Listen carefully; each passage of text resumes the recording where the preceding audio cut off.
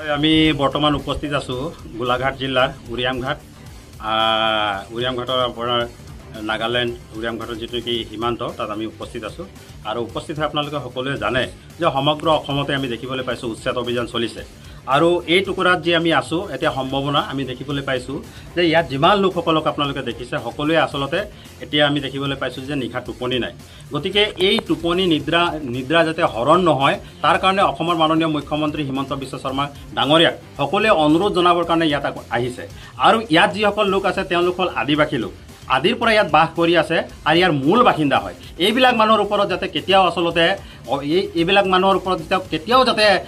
মানে উচ্ছেদ অভিযান নচলে তাৰ কাৰণে অসমৰ মাননীয় মুখ্যমন্ত্ৰী হিমন্ত বিশ্ব শৰ্মা ডাঙৰীয়াক আমি অনুৰোধ জনাইছো এতিয়া এনেকুৱা হ'ল এই জায়গাটোত যেনেকুৱা নেকি হাতী আহিলে যেনেকুৱা মানুহে আসলতে উজাগৰে থাকে এতিয়া আমি দেখিবলৈ পাইছো যে হিমন্ত মামা ইয়াত আহি যাব নেকি বা গোলাঘাট প্ৰশাসন আহি যাব নেকি সেইকাৰণে ইয়াত আসলতে উজাগৰে থাকিবলগীয়া হৈছে আৰু ইয়াত মানুহখিনি কৈছে যিসকল মানুহ আছে ঠেঙাল কছাৰী মানুহ আছে আমাৰ বড়ো ভাইসকল আছে নেপালী ভাই ভনীসকল আছে আমাৰ আদিবাসী লোকসকল আছে সকলোৱে ইয়াত আছে আৰু আপোনালোকে জানে যে আদিবাসী মানে হৈ গ'ল যে জল জমিন জংগলৰ লগত জড়িত থকা লোকসকল হয় তেওঁলোকে ইয়াত সুন্দৰভাৱে বাসিন্দা কৰি আছে ইয়াৰ বাসিন্দা হয় আৰু সুন্দৰভাৱে ইয়াত বসবাস কৰি মেলি পেলাই আসলতে চলি আছে আৰু তেওঁলোকে আসলতে কৃষিৰ ওপৰত নিৰ্ভৰ তেওঁলোকে আসলতে পশুপক্ষীৰ ওপৰত নিৰ্ভৰ আৰু তেওঁলোকে আসলতে গোটেইখিনিক আসলতে এফালৰ পৰা যদি কোৱা হয় ৰক্ষণাবেক্ষণ দি আছে আমি অনুৰোধ কৰিম আমি দাবী জনাইছো যে ইয়াত যাতে উচ্ছেদ নহয় যিসকল অবৈধভাৱে আহি মেলি পেলাই আছে অবৈধভাৱে আহি মেলি পেলাই যিসকল আছে 17 চনত 18 চনত 20 চনত যিসকল আহিছে তেওঁলোকক উচ্ছেদ কৰাত কিন্তু ইয়াত আমাৰ কোনো আপত্তি নাই কিন্তু আদিবাসী জনগোষ্ঠীৰ ওপৰত কাৰণে উচ্ছেদ মানে হ'ব নালাগে হিমন্ত বিশ্ব শৰ্মা দেৱক আমি অনুৰোধ জনাইছো যাতে আমাৰ 1 নং 2 নং 3 নং সোণাৰী বিল গাঁৱত কেতিয়াও উচ্ছেদ অভিযান চলাব নালাগে আমাৰ ওচৰত যেনিবা যিসকল নতুন অহা বা সোণাৰী বিল টাপত যি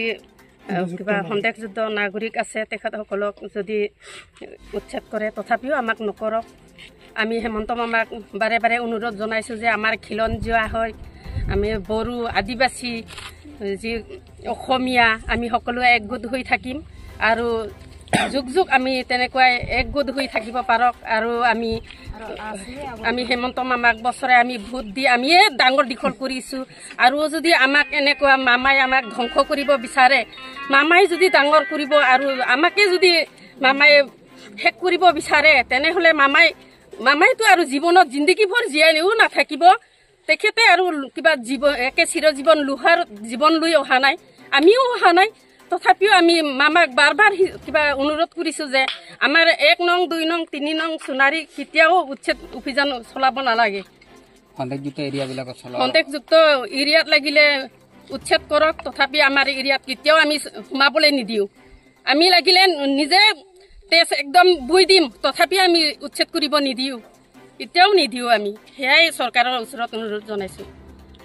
বৰ্তমানলৈকে আমি শুনিবলৈ পাইছোঁ গোলাঘাট জিলাৰ উৰিয়ামঘাট আমাৰ এই অঞ্চলতো উচ্ছেদ হ'ব বুলি শুনিব পাইছোঁ গতিকে আমি খিলঞ্জীয়াসকলে প্ৰায় 95 চনৰ পৰাই বসবাস কৰি আছোঁ তাৰপিছতে আমাৰ লগতে বহু পাছত অহা এই সন্দেহজনক লোকো ইয়াত ভৰি পৰিছে গতিকে তেখেতলোক ভৰি পৰাৰ হেতুকে আমাৰ বহুত বিশেষ অসুবিধা হৈছে যেতিয়া নেকি এই বনাঞ্চলটো সুৰক্ষিত হৈ আছিল তেতিয়ালৈকে আমি সকলোৱে ওচৰ চুবুৰীয়াসকলে তাতে গৰু ম'হ আদি পুহিব পাৰিছিলোঁ আৰু লগতে নানা ধৰণৰ চৰাই চিৰিকটিও দেখিব পাইছিলোঁ গতিকে কিছুদিনৰ পৰা আমি দেখিবলৈ পাইছোঁ যে কেনেকৈ কি সুবিধাৰ্থে আহি মানে এই আমাৰ কাষৰৰ এই বনাঞ্চলটো ধ্বংস হোৱাৰ ক্ষেত্ৰত আমি ভাবিছোঁ আকৌ যাতে আমাৰ এই খিলঞ্জীয়া লোকসকলে আগৰে পৰা যিখিনি আমি বসবাস কৰি আছিলোঁ আমাৰ ইয়াত যাতে কোনো প্ৰভাৱ পৰিব নালাগে আৰু আমাৰ এই কাষৰে এই যিটো নেকি নতুনকৈ বনাঞ্চল ধ্বংস হয় আপোনাৰ এই যিবিলাক সন্দেহযুক্ত নাগৰিক আছে তেখেতসকল উচ্ছেদ হ'ব লাগে উচ্ছেদ হ'লে আমি মানে চৰকাৰক বিশেষ শুভেচ্ছা জনাইছোঁ যে উচ্ছেদ হ'বই লাগে তাৰপিছতে নগা দুৰ্বৃত্তসকলৰ পৰা যাতে আমি বাচি থাকিব লাগে তাৰ কাৰণে আমাক মানে চৰকাৰ প্ৰশাসনৰ ব্যৱস্থা কৰিব লাগে আমাৰ দাবী সেয়াই যিহেতু আপোনালোকৰ ইয়াত এই মিয়া মানুহখিনিৰ পৰা সন্দেহযুক্ত নাগৰিকৰ পৰা কিবা আগতে আশংকাত ভুক্তভোগী হৈছিল তেনেকৈ মাজে সময়ে হৈ থাকে যে আগতে যিখিনি আমি ধৰক আমাৰ খিলঞ্জীয়া যিখিনি আছে সেইবিলাক আমি বৰ চিধা মানুহ তো আমি বিশেষ তেনেকৈ নাজানো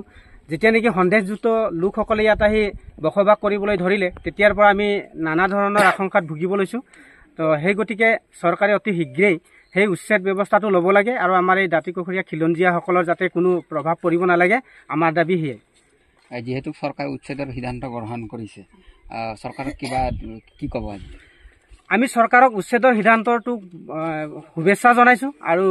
আমি সকলো ৰাইজে মানে ইমানেই ভাল লাগিছে যে তেখেতলোকক যদি উচ্ছেদ কৰিব পাৰে, আমাৰ মানে আগৰ দিনতে আমি গৰু ম'হ পুহিব পাৰিছিলোঁ সেই ব্যৱস্থাও হ'ব। আৰু কিছুমান মানে দৰিদ্ৰ লোকৰ মানুহ আছে, গেছৰ সুবিধাবিলাক কৰিব নোৱাৰে, তাতে ডাল ঠেঙলিবিলাক কাটি আনিও আমি